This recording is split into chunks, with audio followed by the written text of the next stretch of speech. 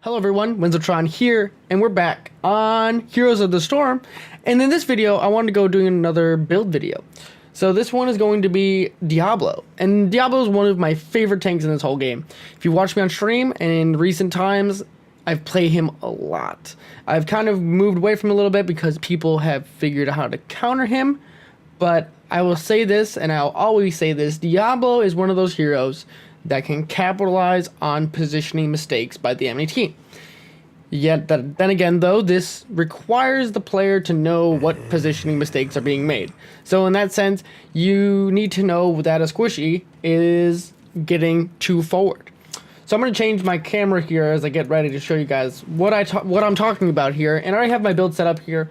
This is basically my go-to, and we'll go through each and every one of these talents as we go. So this is like kind of like the damage Diablo build, but also very high sustain. So, alright everyone, so first things first, I'm going to go over Diablo's abilities really fast, nothing crazy, but basically we have Diablo's Shadow Charge. This is not the base range of the ability because I have taken a talent at level 4 that increases it by 40%. Yes, want to make sure I got that right. So Shadow Charge, you impact the target, knocking them back, and then it also does some burst damage. It does have a secondary, two secondary effects. First is that when you use that, it deals damage and you gain 25 armor for 2 seconds, and then whenever you collide with terrain, you can deal a burst damage with this. So I'm going to toggle cooldowns to try and show you this, or I can show you on a minion rather. So the burst damage is 329 at level 20. So you can see there, got the burst damage. And this is really strong against almost any hero in the game. And this synergizes really well with the ability went.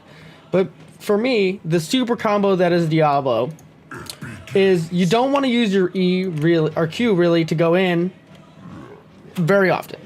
Unless you see a target that's positioned into a wall. And you can then set up for your team. But for me, I like to try and be able to walk into the enemy team, overpower your E, and then cue someone back into your team. Because that way you've put yourself in between the enemy team. You know, say the enemy team was this bruiser camp here. You would flip them away as they're trying to come in, and then you cue them back in your team, which would be these giants. So that idea, you would have this very, very beefy tank. You know, at level 20 here, I have 5,629 health.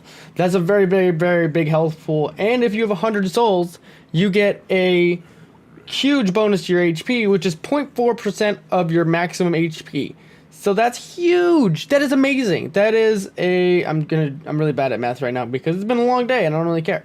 But if we just multiply that out, it's 40% more HP to Diablo. That alone makes you one of the tankiest tanks with a hardened gauge in this entire game. But that's to say, though, you can't die. Because if you die, then you lose all of that. Now, I haven't gone over his W, but his W is Fire Stomp. And it just sends out little fire waves that deal damage. Once you get used to this ability, you can use this to clear because they trace back to you. So you can kind of try and use that to poke things. So we're going to go over the talents now. His level 1...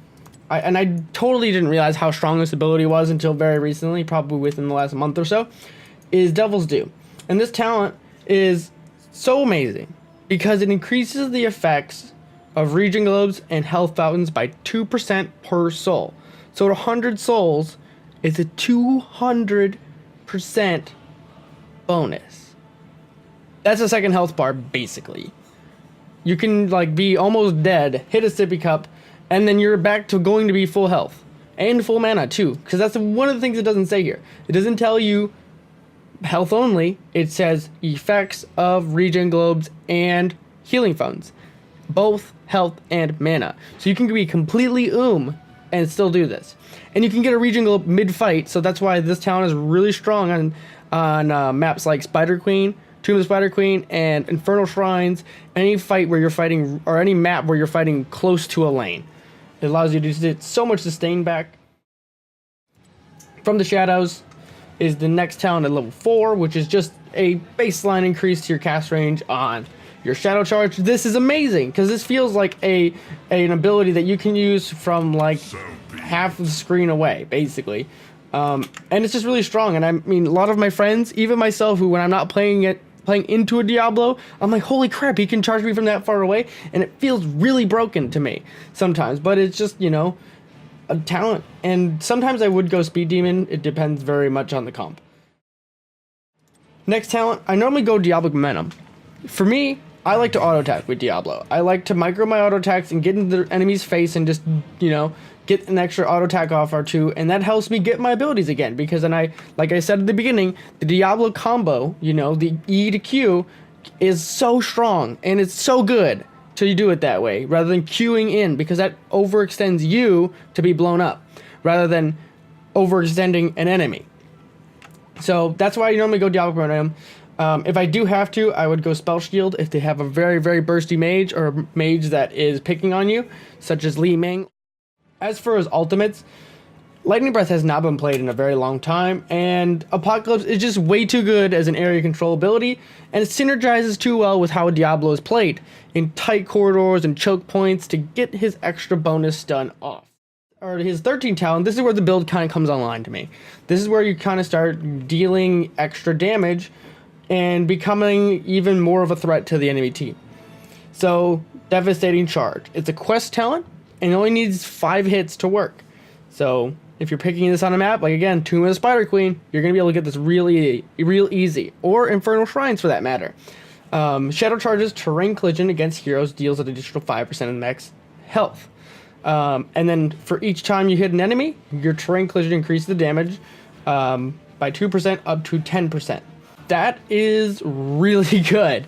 That means 15% on Terrain Collision of a person's HP, or a hero's HP, is gone basically instantly. That is nuts. That's nuts. Like, no hero in the game can... Like, that's a huge amount of burst damage that you're going to get off. And then that couples into the level 16 here, causing your overpower to reset the cooldown of Shadow Charge. So then, at level 16, as I like to call it, is you get the Diablo Super Combo.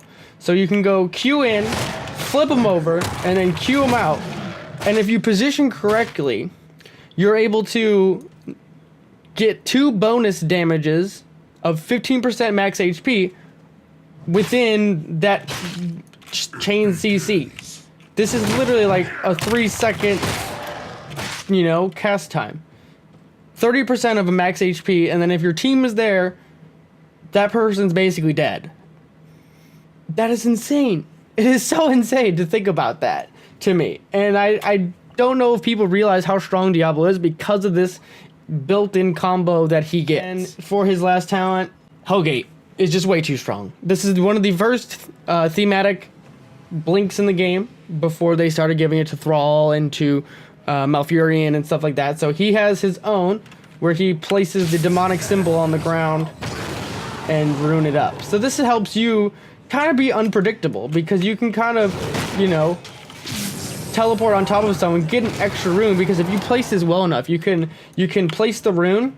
So say I go onto him, and if I flip him over, I can get a double stun basically of them being stunned from my rune, and then pop Apocalypse on top of that, because you're causing all of this chaos to happen that they cannot react to so fast, because this blink is instantaneous.